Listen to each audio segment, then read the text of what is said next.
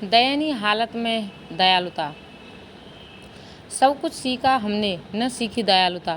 क्या कभी किताबी ज्ञान के अतिरिक्त जीवन में हमें किसी ने सिखाया कि मानव जन्म लेकर हृदय में दया का भावना रख पाना कुछ ऐसा है कि अपने स्वर्ण महल के आंगन में आपने हिंसक जंगली जानवरों को शरण दे दी है। अब इस महल का क्या औचित्य रहा? ठीक वैसे ही बिना दया भाव सीखे आपकी शिक्षा, आपके मानव रूप का क्या अर्थ है?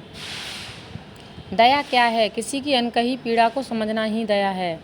यात्रा करके आए व्यक्ति की थकान महसूस करना दया है। और तुम तो ऐसी गाड़ी से आए हो, कहना क्रूरता। घर से दूर रहने वाले बच्चों का परिवार से बिछो महसूस कर पाना दया है।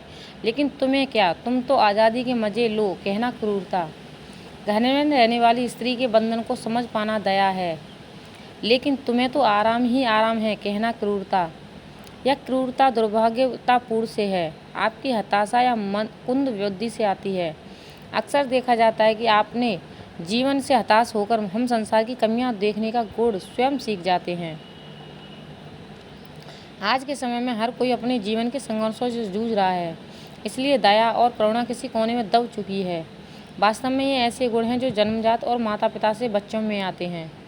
विकास की प्रक्रिया में माता पिता की शिक्षा इन गुणों को संपूर्णता प्रदान करती है। किसी किताब में पढ़कर ये गुण विकसित नहीं होते, लेकिन क्या वाकई पैसों की गिनती के अतिरिक्त आज परिवारों में माता पिता बच्चों को ये गुण दे रहे हैं? माता पिता से बच्चों का अलगाव भी आखिर यूं ही तो नहीं हो रहा।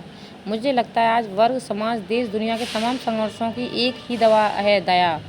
आप किसी के प्रति प्रेम भाव भले न रखें, लेकिन दया रखनी ही चाहिए।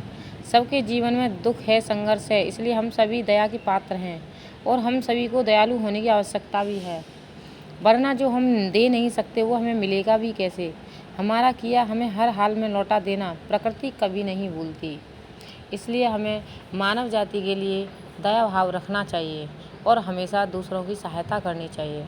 धन्यवाद।